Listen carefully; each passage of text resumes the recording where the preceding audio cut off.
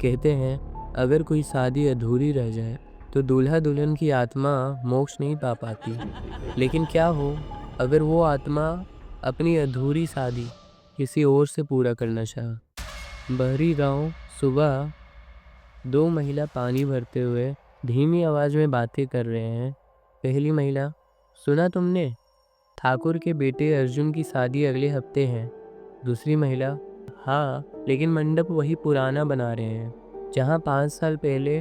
वो दोनों अचानक चुप हो जाती है। ठाकुर का घर। ठाकुर साहब दरवाजे से बाहर आते हुए नौकर चाकर तैयारियों में व्यस्त। ठाकुर, मंडप वही पुरानी बरगद के पास बनेगा। अर्जुन अर्जुन संकोच से बोलता है, पिताजी वहाँ तो। ठाकुर काटते हुए, ये हमारी खानदानी जगह है, बेवजह की बात मत कर। गांव का पंडित। शाम का समय। पंडित जी मंडप के सामने मंत्र बुदबुदाते हुए।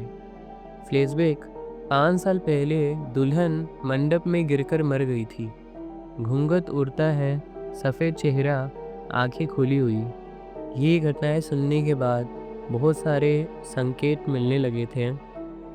पहला संकेत, मंडप में फूल लगाते हुए अचानक ठंडी हवा। मजदूर डर के मारे पीछे देखता है। महिला की फुसफुसाहट, मेरे बिना शादी मत करना। मजदूर की गर्दन पर हाथ के लाल निशान। रिया, जिसकी शादी अर्जुन से होने वाली है। रिया सो रही है, सपने में देखती है वही मंडप, घूंघट वाली दुल्हन उसे देख रही है। दुल्हन गहरी आवाज में, ये जगह छोड़ दे। रिया नींद से जागती है, हथेली पर हल्का जलने का निशान। रिया गांव की सबसे बूढ़ी औरत से मिलती है।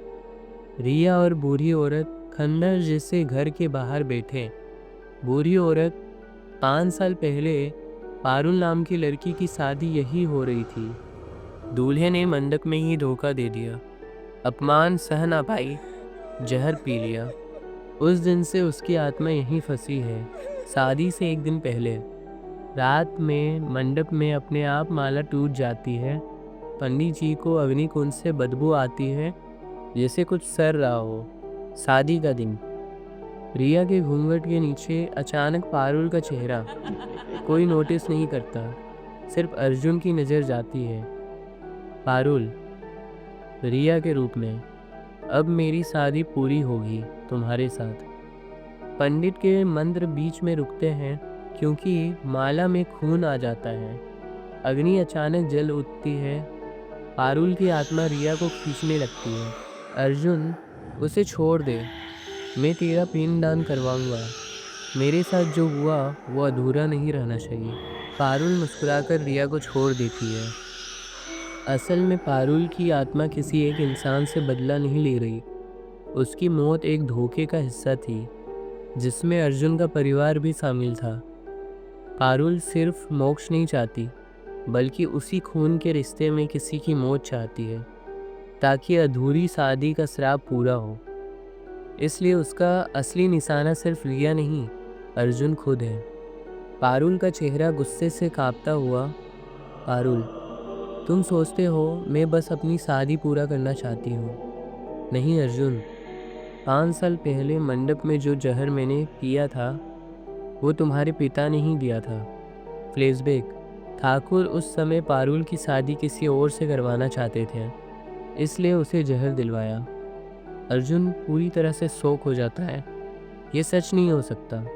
पारुल, तुम्हारा खून ही इस श्राप को तोड़ेगा। मंडप का चारों ओर का इलाका जंजीरों जैसे लाल धागों से बन जाता है। सभी मेहमान जैसे चांस में बिना हिले डुले बैठे हैं। रिया को छोड़कर पारुल अर्जुन को घसीटती है अग्निकुंड की तरफ। पारुल, आग में गिरकर मरोगे और मेरी आत्मा को शांति मिलेगी। रिया पास रखे हुए पानी के कलश को उठाकर पारुल पर मंत्र पढ़ती है, पंडित के बताए हुए शब्द। पारुल चिल्लाकर पीछे हटती है, लेकिन धुएं में उसका असली रूप दिखता है। आधा चेहरा सरा हुआ, आधा सुंदर। पारुल, ये लड़ाई अभी खत्म नहीं हुई रिया। मंडप का अग्निकुंड बुझा हुआ, सब कुछ सामान्य लगता है। शादी रुक जाती है। मेहमान चले जाते हैं। रिया और अर्जुन घर लौट जाते हैं। रात में अर्जुन दर्पण में देखता है, उसकी आंखें लाल हो चुकी है और पीछे पारुल खड़ी है, मुस्कुराती हुई। कभी कभी शादी के अधूरे वचन मौत के बाद भी पूरे होते हैं। पिछली बार अर्जुन ने अपनी मंगेतर रिया को पारुल की आत्मा से बचाया, लेकिन असली श्राप खत्म नहीं हुआ, क्योंकि पारुल अब अर्जुन के अंदर है। श्राप का असर, अर्जुन का बदलाव। अर्जुन के चेहरे का आधा हिस्सा सामान्य, आधा फीका पड़ जाता है। रात को अर्जुन को सपनों में वही मंडप दिखता है, पर अब अग्निकुंड में उसका खुद का शरीर जल रहा है। उसकी आंखों से खून के आंसू निकलते हैं। रिया, अर्जुन तुम ठीक हो?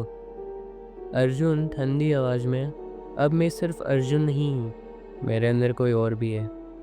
ठाकुर मंदिर के पुजारी से मिलता है, सच बताता है कि पारुल की मौत में उसका भी हाथ है। पुजारी बताता है कि शराब खत्म करने के लिए उस खून की शादी करनी होगी जो शराब का कारण है। ठाकुर, क्या मतलब? पुजारी, अर्जुन को पारुल से ही शादी करनी होगी, चाहे वो आत्मा के रूप में क्यों ना हो। रिया गांव की उस बूढ़ी औरत से मिलती है जो बताती है पारुल की आत्मा अब अर्जुन की शरीर का इस्तेमाल करके पूरी शादी करेगी और इसके बाद दूल्हा मर जाएगा।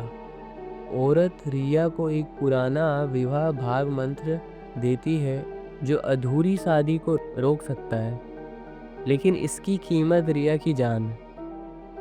रात का मंडप, सुनसान खेत, बीच में सजा हुआ मंडप, लाल फूल, चारों तरफ लाल धागे। अर्जुन सफ़ेद शेरवानी में, चेहरे पर अजीब मुस्कान। उसके बगल में घूंघट वाली पारुल, जो पूरी तरह इंसानी रूप में दिख रही है। मौत की शादी, पंडित जो असल में आत्माओं का पुजारी है, शादी शुरू करता है। जैसे जैसे मंत्र आगे बढ़ता है, अर्जुन की आंखें पूरी तरह लाल। रिया के चारों तरफ अदृश्य हाथ उसे पकड़ती है। पारुल, अब शादी पूरी होगी और मैं मुक्त हो जाऊंगी। रिया विवाह भांग मंत्र पढ़ती है, लेकिन पारुल उसे अग्निकुंड में धकेल देती है। जैसे ही रिया गिरने वाली होती है, अर्जुन की असली आत्मा एक पल के लिए वापस आ जाती है और उसे धक्का देकर बचा लेती है। अर्जुन खुद अग्नि में गिर जाता है। सुबह, रात ठंडी हो चुकी है, मंडप खाली, रिया अकेली, आंखों में आंसू, अर्जुन की राख के पास बैठी। तभी राख में से लाल पायल निकलती है और पायल खुद ब खुद उसकी टांगों में चढ़ जाती है। पारुल की शादी अधूरी रही, लेकिन अब उसका दूल्हा बदल चुका है। उसकी आंखें लाल हो चुकी हैं। और अगर आपको भी हॉरर, थ्रिलर और सस्पेंस की कहानियाँ पसंद हैं, तो अभी सब्सक्राइब कीजिए, क्योंकि ये कहानी आपके सपने में भी आ सकती है।